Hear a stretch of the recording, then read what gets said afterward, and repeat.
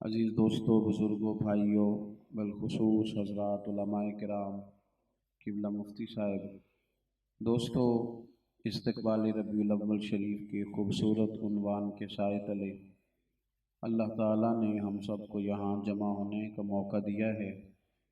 अल्लाह ताला हमारी नीयतों को, इरादों को इखलास का वज़ू नसीब फरमाए। हर रियाकारी से, हर तसन्नो से, हर बनावट से, ज़ाती शोहरत से, ज़ाती मुफादात से अल्लाह ताला हम सबको महफूज फरमाए। कुरान मजीद में अल्लाह ताला ने नबी पाक सल्लल्लाहु ताला अलैहि वसल्लम की शान बयान फरमाई है और मालिक करीम ने फरमाया है कि वरफ़अना लका ज़िक्रक, ए महबूब, हमने आपके लिए आपके ज़िक्र को बुलंदियाँ अता फरमा दी। आप बैठ जाएं जी। अगर आप अल्लाह आपको महंगे महंगे मोबाइल दे, कभी इसको छोड़ना भी चाहिए। मतलब ये कि तशरीफ़ रखें, आपसे बात हो सके जनाब। आप मोबाइल तो आपके पास है, हमने तो चले जाना है, तो हमारा ख्याल है कि आप मोबाइल ना देखें, हमें देखें। अल्लाह आपको खुश रखे। वीडियो दो चार साथी बना लें, बाकियों को दे दें। वैसे भी सारी कौम साफ़ी बन गई, तो बाकी काम किससे कराने। आप मेहरबानी करें, मेरी बात पे तवज्जो करें। वक्त इतना ज़्यादा नहीं है, चंद एक बातें मैंने आपकी खिदमत में अर्ज़ करनी है। अल्लाह ताला ने फरमाया वरफ़अना लका ज़िक्रक, ए महबूब अलैहिस्सलाम, हमने आपके लिए आपके ज़िक्र को बुलंद फरमा दिया। अल्लाह के प्यारे रसूल सल्लल्लाहु ताला अलैहि वसल्लम ने हज़रत जिब्रील अमीन अलैहिस्सलाम से ये पूछा कि जिब्रील, ये बताइए कि किस तरह अल्लाह ने मेरा ज़िक्र बुलंद किया। तो हज़रत जिब्रील अमीन अर्ज़ करने लगे, या रसूल अल्लाह सल्लल्लाहु अलैहि वसल्लम, रब फरमाता है कि महबूब, जहाँ जहाँ मेरा जिक्र होगा वहाँ आपका भी तज़किरा किया जाएगा। और कुरान मजीद ने वजाहत के साथ कहा है कि युसब्बिहु लिल्लाहि मा फिस समावाति व मा फिल अर्द, ज़मीन में हर चीज़ अल्लाह की तस्बीह पढ़ती, अल्लाह का तज़किरा करती, अल्लाह का जिक्र करती। आप थोड़ा सा अगर गौर फरमाए ना, तो हमारे गुजरावाला से लाहौर आज़ान का 2 मिनट का फ़र्क है, मगरिब की आज़ान का, और हमारे शहर से कराची का को 25-27 मिनट का फ़र्क है। इस बीच पूरे पंजाब में 1-1, 2-2 मिनट के वक्फे से अजानें होती रहती हैं, और हमारा अरब शरीफ से 2 घंटे का फ़र्क है। इस बीच हर वक्त ही अजान पढ़ी जाती है और हर वक्त ही रसूल पाक का तज़किरा किया जाता है। मुहद्दिसीन हदीस पढ़ा रहे हैं, शारहीन शरह लिख रहे हैं, सीरत निगार किताबें लिख रहे हैं, हुजूर के गुलाम महाफिल का इनेकाद कर रहे हैं। फाज़िल बरेलवी फरमाते हैं, बयूं समझ लो कि अर्श पे ताज़ा छेड़छाड़ और फर्श पे तुरफा धूम धाम, बस कान जिधर भी लगाइए तेरी ही दास्तान है। हमें क्या हुक्म दिया गया था? हमें ये हुक्म दिया गया था कि हम हर वक्त नबी करीम अलैहिस्सलाम के तज़कारे जमीला को अपनी गुफ्तगू के शामिल हाल रखें। हर वक्त हुजूर का तज़किरा करें। फाज़िल बरेलवी भी ये सबक देते हैं, कहते हैं जिक्र उनका छेड़िए हर बात पर, हुजूर का तज़किरा करें, नबी पाक की बात करें। रसूल करीम की जो बातें हैं वो एक तो हमारी बातों को मुस्तनद कर देंगी, जब सरकार के हवाले आ जाएंगे तो हमारी बातें मजबूत हो जाएंगी, जब करीम का हवाला आ जाएगा तो हमारी कड़वी बातें भी मीठी हो जाएंगी, जब हुजूर का हवाला आ जाएगा तो हमारे शब रोज़ में इत्मीनान आ जाएगा, नबी पाक का तज़किरा किया जाए। तशरीफ रखिए, बैठ जाए, अल्लाह आपको जज़ाए खैर, आप भी बैठ जाए, अल्लाह आपको खुश रखे, सलाम कर। मैंने कहा था मोबाइलों की बजाय हम पे तवज्जो करें, मतलब ना जिदा काम करो असा टूर जाना जी। आप मेहरबानी करें, कुछ बात सुने यार, अल्लाह आपको खुश रखे, बरकत दे। वक्त भी बड़ा मुख्तसर सा है, और फिर देखें कितनी बुजुर्ग और कितने खूबसूरत चेहरे आके बैठे हुए। अल्लाह ताला सबका मिल बैठना कबूल फरमाए अपनी बारगाह। हमें अपने हर मामले में, अपनी हर गुफ्तगू में रसूल पाक के तज़किरे आम करने चाहिए। हम बड़े मुनफरद किस्म के लोग हैं सारे, इल्ला माशाअल्लाह। कुल वाले दिन सबको नात याद आती है, 10वें वाले दिन याद आती है, जनाजे वाले दिन याद आती है, ये समझ नहीं आती कि बेटे की मेहंदी वाले दिन नात क्यों नहीं याद आती। ये नहीं समझ आती कि जब बेटे का वलीमा होता है तब याद क्यों नहीं आती। बाज मजहबी लोगों को देखा, बाज नात खानों को भी देखा, इल्ला माशाअल्लाह, वो महफिल में जिना कैब के साथ मिले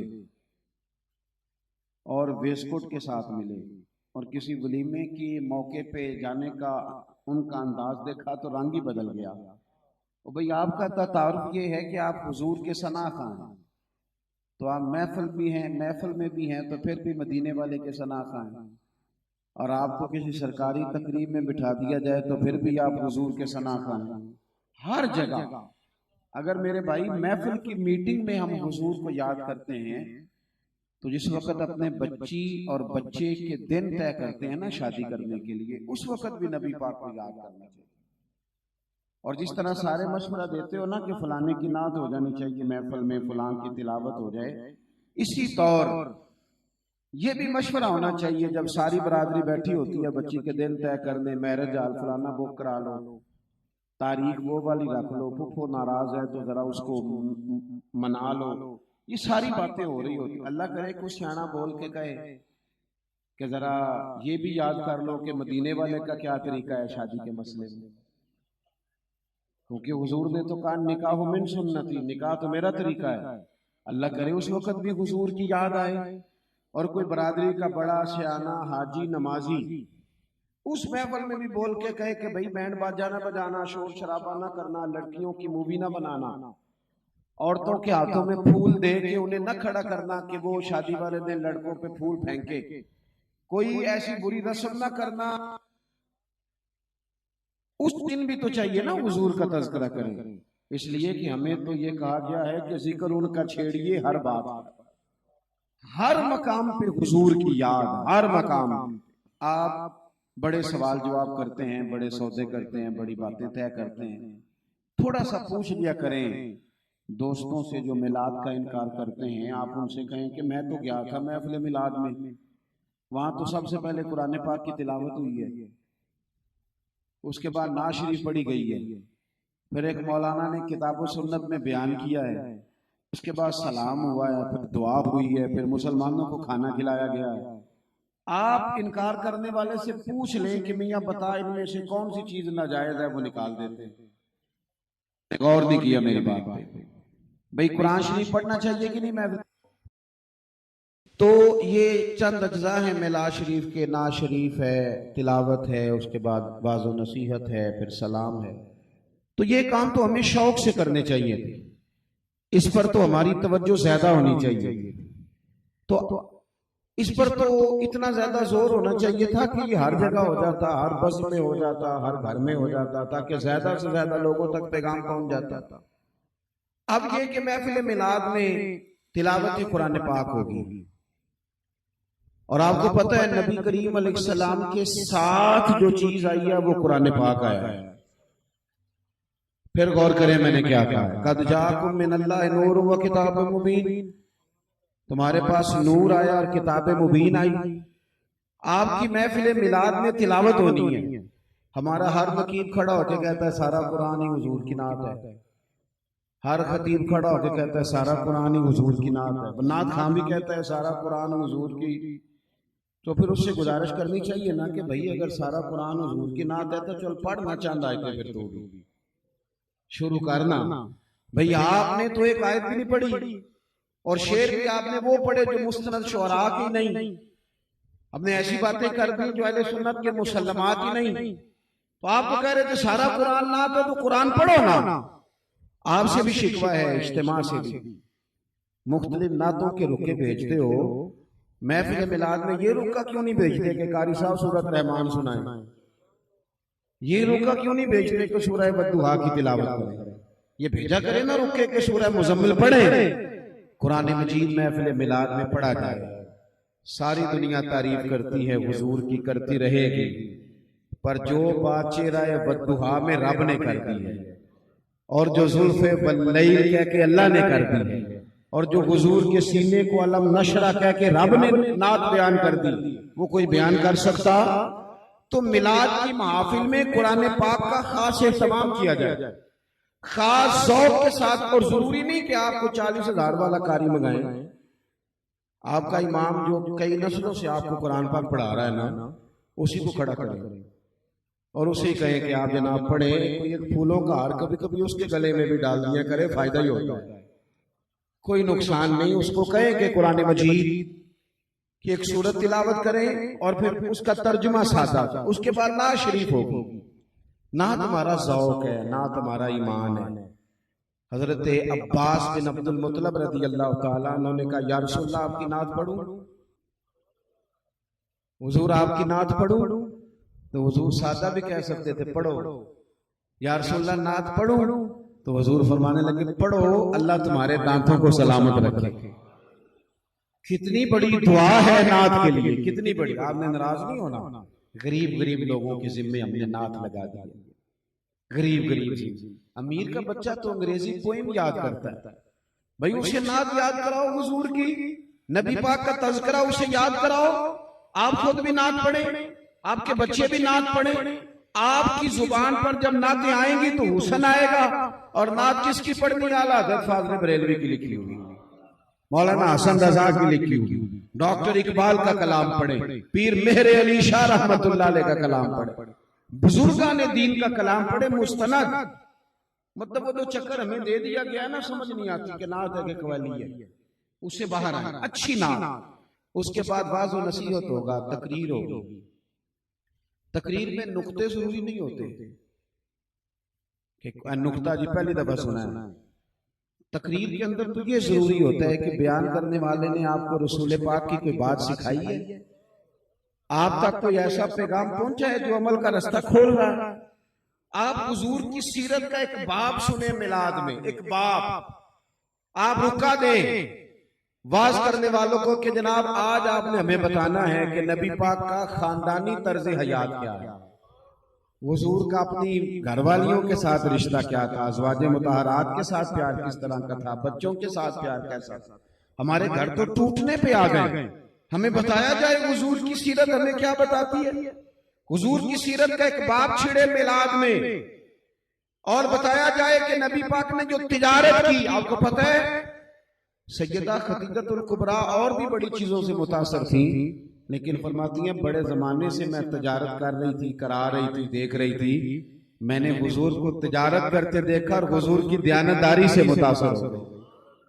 तो तिजारत में जो हुजूर के ज़ाब्ते हैं वो मिलाद में बयान किए जाए, बैसियत सिपा सालार के वो ज़ाब्ते बयान किए जाए ताकि पता चले हमारे बड़े बड़े सिपा सालारों को कि हमने मैदानों में कैसे उतरना है।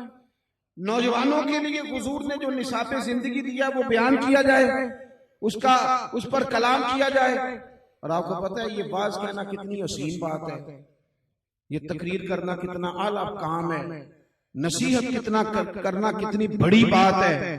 मेरे नबी पाक सल्लल्लाहु अलैहि वसल्लम ने दुआ दी है, लेनी है हुजूर की दुआ। हुजूर ने हाथ उठा के दुआ की, कहा ऐ अल्लाह जो मेरी हदीसें याद करके आगे बयान करे ना तो उसके चेहरे को तरोताजा रखना, चमकता दमकता रखना। जो मेरी बातें आप हम ना गौर नहीं करते, हमारा कहना तो है कि मौलवी साहब तैयारी नहीं करते, कि मेरा ख्याल है कि अगर आप वक्त पे जुमे वाले दिन चले जाए ना तो मेरी तरह का नकम्मा भी हो तो एक आयत का तर्जुमा तो करेगा ही, एक हदीस पाक तो पढ़ेगा ही, कोई तो बात आप दीन की। और दीन को ना आप सीखने की नीयत से सीखें, बहस के इरादे से ना सीखें। वैसे भी आलिम की तारीफ लंबी तकरीर करने वाला नहीं, आलिम की तकरीर बड़ी बहस करने वाला नहीं, ये तारीफ ही नहीं आलिम की। आलिम की तारीफ जो कुरान में की है वो ये है कि इन्नमा यख्शल्लाह मिन इबादिहिल उलमा, अल्लाह के बंदों में से जो आलिम है वो अल्लाह से डरते हैं। हजरत अब्दुल्लाह इब्न मसऊद इस आयत की तफसीर में फरमाते हैं ज्यादा बातें करने वाला आलिम नहीं होता बल्कि रब से ज्यादा डरने वाला आलिम होता है। आप अगर इल्म वाले हैं, अगर आप कुछ सीख रहे हैं तो उसका मकसद ये है कि हम अपनी तरबियत कैसे कर सकते हैं। तो महफिल मिलाद में अच्छी गुफ्तगू हो, संजीदा हो, सलीकामंद। हमारे यहाँ तकरीर चमकाना बड़ा काम है, हम भी देखते हैं महंगा खतीब कौन सा है, गौर करते हैं पहले, नाराज ना होना। आजकल नेक बंदा समझ के दावत नहीं होती, मशहूर बंदा समझ के दावत होती। लोग देखते हैं आजकल हवा किसकी चल रही है, तो हवा तो भाई कभी इधर की होती है तो कभी इधर की होती है। उड़ती नहीं आसमान ना उठते अपने आप पतंग, बस जिदे हाथ डोर है ना तेरी ओदियां खैरा मान। आप ये देखें कि बात हुजूर की करनी खूबसूरत संजीदा, ये हमारा स्टेज संजीदा स्टेज है। उन लोगों के हथे ना दें जो कभी भाग के उधर चले जाएं, कभी भाग के उधर चले जाएं। आपको पता है ये स्टेज किसका है? ये गजाली जमात का स्टेज है, ये मुहद्दिस आज़म पाकिस्तान का स्टेज है, ये बुजुर्ग और अकाबिरीन का स्टेज है संजीदा। उसके बाद जनाब सलाम होगा। ओ दोस्तों सुनो, रहमत का एक कतरा भी मिल जाए तो बंदे की जिंदगी बन जाती है। जे एक कतरा बख्शे मैनू किन्ना जी, एक कतरा। और आपने दुरूद शरीफ पढ़ा, हुजूर क्या फरमाते हैं, तू मेरे ऊपर एक बार दुरूद में पाक पढ़, अल्लाह 10 रहमतें फरमाएगा, और तू 10 बार पढ़, अल्लाह 100 रहमतें करेगा। और हुजूर फरमाते हैं जिसने 100 बार पढ़ा ना, उसकी पेशानी पे कयामत के दिन लिख दिया जाएगा कि मुनाफिकत से भी बरी है और जहन्नम की आग से भी बरी है। लेकिन शर्त यह है कि ज़ौक़ से पढ़ा जाए, बावुज़ू होके पढ़ा जाए, खुशबू लगा के पढ़ा जाए। यानी आप वो जो मैंने और आपने रट्टा लगा लिया ना, मैं बड़ा मसरूफ हूं, बड़े मसरूफ थे हज़रत उमर बिन अब्दुल अज़ीज़, बादशाह थे और बड़ा काम करते थे और बड़ी खिदमत करते थे। पर कहते हैं कभी जिंदगी में ऐसा नहीं हुआ कि दिन एक गुजरा हो और मैंने 3000 बार दुरूद व सलाम ना पढ़ा हो। मिलाद सारा दुरूद शरीफ पढ़ना। फिर उसके बाद हमने इसको ईद का है ना, मिलाद को क्या कहा है? ईद बोलते नहीं, तुसी नाराज जापदे हो। ईद तो बेटियों को ईद भी देनी है, मिलाद शरीफ में बहनों को ईद भी देनी है, और जो ज्यादा गरीब नहीं है उसे सही सूट लेके देना है, और भेजना नहीं, भाई खुद जाए उसके साथ, उसको दे के आए। 600 का पुराना जोड़ा भी बहन को दे आओगे ना, तो वो टेबल पे रख के सारे मोहल्ले को दिखाएगी मेरा भरा बड़ा चंगा है, मेरे को ईद लेके आए। उसे बताओ कि ये वो वाली ईद है जो सारी ईदों की सरदार ईद है। आप बहन को, बेटी को, और जो आपके घर में बेटी है बहू बन के आई, उसको आप उनको ईद दें और उसे कहें कि ये तो ईद ही वो है जिसपे हुजूर ने बात ही बेटियों की की है। आप ना गरीब के बच्चे को ईदी दें, ईद मिलाद पे आप झंडियां सस्ती खरीद लें, और ये देख लें किस गरीब का बच्चा स्कूल फटी वर्दी के साथ जाता है, टूटे जूतों के साथ जाता है, उसे गिफ्ट दें, और फोटो वाला गिफ्ट ना दें, खैरात समझ के ना दें, उसको साथ इज्जत भी दें जो मदीने वाले का तरीका है। उसे कहा पुत्र मैंने अपने बेटे को भी ईद पे जूते लेके दिए, ईद मिलाद जो आई है तो तुझे भी लेके दे रहे। फिर उसके बाद ना लंगर होता है सलाम के बाद। मैंने अपील की थी, फिर कर रहा हूँ, मेहरबानी करो, खतीब का, नात खां का, अवाम का, सबका लंगर एक जैसा पकाओ मिलाद। आपने इस्तकबाल रबीउल अव्वल जलसा रखा है ना, तो मैं इस्तकबाल की बातें कर रहा हूँ। एक जैसा लंगर कुछ भी नहीं होता, मौलवी साहब इंशाल्लाह खुश होके खाएंगे चावल जो सारी कौम खाएगी, कुछ नहीं बिगड़ता, ना था भी खाएगा, कुछ नहीं होने लगा। पीर साहब को, पीर साहब अक्सर छोटे गोश्त की यखनी पीते हैं, कुछ भी नहीं होता उन्हें, इल्ला माशाल्लाह वो खा लेंगे चावल जो आप पकाएंगे एक जैसे। मुझे बताओ एक खाना मंसूब है कि ये मेरे बुजुर्गों का खत्म है, दादाजी का, अब्बा जी का, नाना जी का, है ना कि वो भी खाना। एक खाना ये है कि ये खाना जनाब मेरे बेटे के अकीके का है, फिर एक खाना मेरे पुत्र के वलीमे का है। सही बताना, इतना वक्त नहीं है कि बात लंबी की जाए, जल्दी बोलना। बुजुर्गों के खत्म का खाना शापर में डाल के छत से फेंकते हो? हाँ ना तो करो ना। अकीके का, वलीमे का, तो जो हुजूर के मिलाद से मंसूब खाना है वो तुमने कैसे छत से फेंक दिया? वो डब्बा डाल के तुमने डब्बे में डाल के कैसे फेंक दिया? तुम समझे ही नहीं।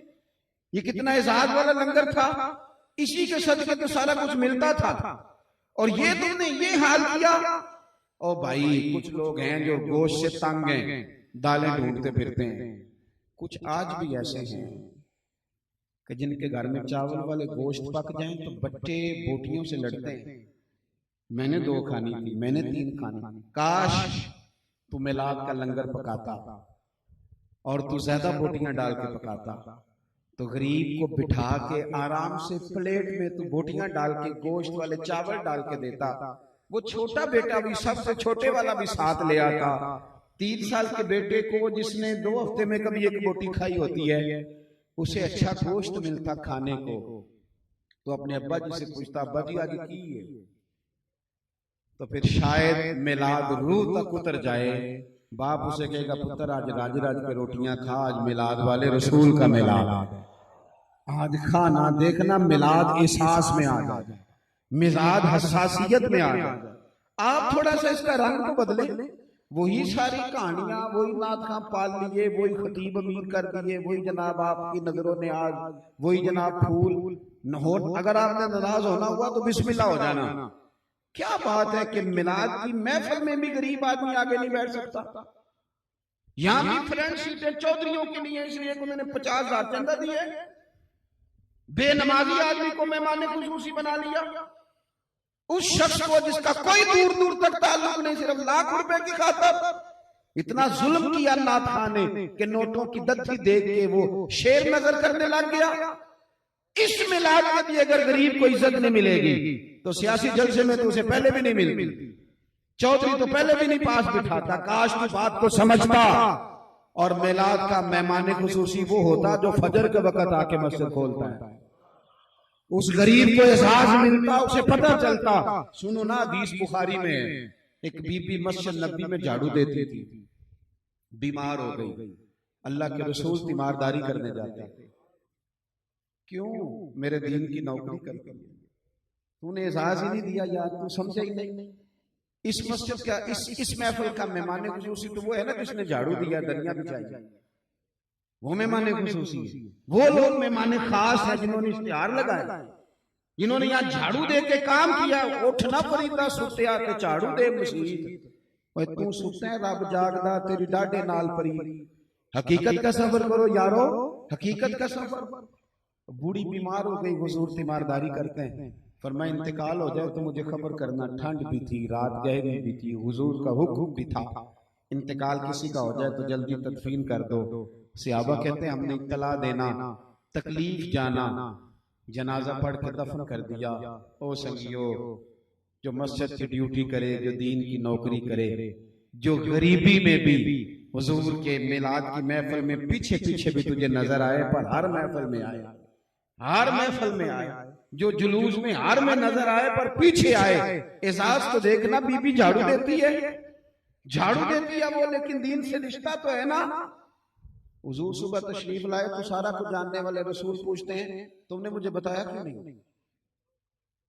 या रसूलल्लाह, रात थी और ठंड थी, तकलीफ देना बेहतर नहीं समझा। सारी दुनिया गुंबद खजरा पे जाए और गुंबद खजरा वाले महबूब ने फरमाया मुझे बताओ उसकी कब्र कहाँ? कब्र मेरी ते मेरे अपीरा जे कर पावे फेरा। हुजूर कब्र पे पहुंचे। वैसे तो दूसरा जनाजा जायज नहीं, लेकिन अगर वारसों ने न पढ़ा हो तो फिर जायज होता है। और हुजूर तो खुद वारिस है ना सारी उम्मत के। रसूल करीम अलैहिस्सलाम ने कब्र पे खड़े होकर फरमाया बनाओ ना सबे, मैं दोबारा जनाजा पढ़ाऊंगा, मैं दोबारा जनाजा पढ़ाऊंगा। दीन से रिश्ता तो है। मिलाद शरीफ के बज़्म में गुरबा को इज्जत दी जाए, फिर दुआ मांगी जाए। और आपको पता है तिरमिज़ी शरीफ में दुआ का अदब ये बयान किया कि पहले अल्लाह की हम्द करो, फिर हुजूर पे दुरूद पढ़ो। तो वो तो हो गया सारा कुछ महफिल में, हो गया, तिलावत भी हो गई, नात खानी भी हो गई, दुरूद शरीफ भी हो गया। फरमाया अब दुआ मांगोगे तो अल्लाह कबूल फरमाएगा। शौक से दुआएं मांगी जाएंगी, शौक से दुआ। हर मिलाद की बज़म के आखिर पे अल्लाह से इल्तिजा की जाए। और हुजूर ने फरमाया रब से मांगो ना तो बेतवज्जी से, बेदिली से ना मांगो, शौक से मांगो। और करीम फरमाते हैं जो रब से मांगे ना अल्लाह राजी होता है, जो ना मांगे नाराज होता है। हम ना सारे दुखी सेठों नवाबों को बताने लग गए, इसलिए कमजोर पड़ गए। सारा कुछ सियासतों के जोर पर जमा करने लगे, कमजोर पड़ गए। अपना रिश्ता दुआ से बनाए, मुसल्ले से बनाए, ताकत हो जाए, रूहानी पावर मिलेगी जब दुआएं ज्यादा मांगेंगे। आखिरी बात, जुलूस निकलेगा मिलाद शरीफ का। कोई भी तंजीम निकाले, कोई भी बज़म निकाले, हमें क्या, हमें तो इतना पता है कि नाम महबूब पाक का ले रहा है। मैं ना मिलाद शरीफ की महफिल से रात को देर से आ रहा था, तो मेरे एक दोस्त हैं, चौधरी भी हैं, सियासी भी हैं, बड़ा कुछ हैं। उनके महल्ले में महफिल थी तो रात को सरेराम मिल गए, कहने लगे राती जलसा सी साडे महल्ले मौलवियां सौन नहीं दिता सारी रात। मैं उन्होंने आख्या, मैं क्या अल्लाह ने तौफीक दी है, बरजस्ता भी कभी कभी बोलता हूँ। मैं क्या चौधरी साहब कोई गल नहीं, इलेक्शन आ लैंदे हो तुसां भी नहीं सौन देना, पर तुहाडे ते साडे नसीबां च फर्क है। तुसीं 5 साल पहले किसी होर दे नारे मारदे हो, अगले 5 साल किसी होर दे मारदे हो। साडा माड़ियां दा नसीब देखो, जदों दे नारा मार रहे हैं इक्को दा ही मार रहे हैं, और इंशाल्लाह उन्हीं का लगाते रहना है, उन्हीं का। पेश हक मुजदा शफात का सुनाते जाएंगे, वो आप रोते जाएंगे, हमको हंसाते जाएंगे, और बागे जन्नत में मोहम्मद मुस्कुराते जाएंगे। फूल रहमत के गिरेंगे, हम उठाते जाएंगे। हश्र में होगा हमारा दाखिला इस शान से कि हम या रसूल अल्लाह का नारा लगाते जाएंगे। अपनी जिंदगी खूब जुलूस भी ज़ौक़ वाला हो। बाज लोग कहते हैं फलाने की क़यादत में जुलूस निकलेगा। मुझे भी एक दो साहब ने कहा कि आपकी क्या, तो मैंने कहा नाम हुजूर के नाम का जुलूस और क़यादत में करो, इसमें जितने आए हैं सारे कायद हैं। ये क्या बात हुई, हुजूर के नाम के जुलूस की क़यादत? कोई क़यादत नहीं, कोई लेना देना नहीं, बस जो आ गया जहां खड़ा हो गया वो हुजूर की नजर में आ गया। किसी इख्तलाफ राय की जरूरत नहीं, कहीं आने जाने सब जमातें निकालें, मर्जी से निकालें, जैसे भी निकालें, पर नाम तो हुजूर का लेना है, तज़किरा तो हुजूर का करना है ना। वो सियासी और समाजी लोग जो इलेक्शन के दिनों में तो गाड़ी पे झंडा लगा के निकल जाते हैं और वो सारी अपनी खिदमात पेश करते हैं, पता तो चलेगा मिलाद में कौन कौन आता है। वो पूछे बताएं कि उन्होंने कहां से दलील पूछी थी कि जनाब इस जुलूस में चला जाऊं, जायज है कि नहीं, ये मीटिंग कर लूं और दरवाजे पे मैं जनाब जलेबियां निकलवा लूं, इलेक्शन का दफ्तर बना लूं। पूछा था किसी से? मिलाद की बारी आएगा तो पता नहीं क्या क्या सवाल खड़े करने लगे। ज़ौक़ पैदा करें, शौक पैदा करें, अपनी जिंदगी मिलाद शरीफ के अय्याम में पूरी वाबस्ता करें नबी करीम के साथ। कल्बी रुझान हो हमारा, हमारी जुबानें ना खाली नारे लगाए, हमारा दिल नारा लगाए। हम सुबह उठे, सहूलत है मोबाइल पे नाते रिकॉर्ड है, उठते ही सवेरे एक नात सुने, रात को हल्की आवाज से कान के करीब मोबाइल रखे ना तो सोते सोते भी नात सुने। याद रखना, मुझसे एक दोस्त ने पूछा था कि इमाम सयूती अलैहि रहमा को 72 मरतबा हुजूर की ज़ियारत कैसे हो गई, तो मैंने कहा वो इस तरह हो गई कि साइकिल चलाने वाला रात को ख्वाब में भी साइकिल ही देखता है, गाड़ी चलाने वाला रात को ख्वाब में भी, तो जो सारा दिन मदीने वाले की बातें करे वो मदीने वाले की ज़ियारत ना करेंगे। ये तो बड़ी सादी बात है, आप कहाँ उलझ गए? जो काम बंदा दिन में करता है रात को भी, और जो करते करते आप सो जाओगे ना, जो सोचते सोचते वही ख्वाबें बनेगी। आप हमारी अक्सर ख्वाबें ख्याल होते, तो अगर ये नात पढ़ते पढ़ते सो गए कि उनकी महक ने दिल के गुंचे खिला दी, और जिस राह चल दिए, जिस राह चल दिए, यानी चिर होया ना मैनू तरले लेंदे आ, कदी मोड़ मेरे वल वागा ते ख्वाब मेरी विच एक बार जियावे मैं सारी उम्र न जागा। जिस राह चल दिए हैं कूचे बसा दिए हैं। अल्लाह ताला आपको बेपनाह बरकतें अता फरमाए। मेरी मजबूरी होती है, अभी एक जगह से आ रहा हूँ और मुझे फैसलाबाद जाना है, सलाम होगा, मुफ्ती साहब दुआ फरमाएंगे, मुझे आप जाने देंगे। दोस्तों को जब कह दिया जाए ना जाने दे, तो इसका मतलब होता है वो समझ लेते हैं इसका मतलब है नहीं जाने देंगे। जब कह दिया जाए ना पीछे हट जाओ, तो इसका मतलब ये लेते हैं कि आप पीछे हटना ही नहीं। आप मेहरबानी करें, क्योंकि वक्त ऐसा है, मेरी आगे मसरूफियत है, मैं फारिग होता तो रुकता, आपसे मुलाकात करता, आप मुझे जाने देंगे। अल्लाह ताला आपको बेहतर सिला दे। शौक से सलाम होगा, फिर दुआ होगी। आखिर दावा यानी अल्हम्दुलिल्लाह रब्बिल आलमीन।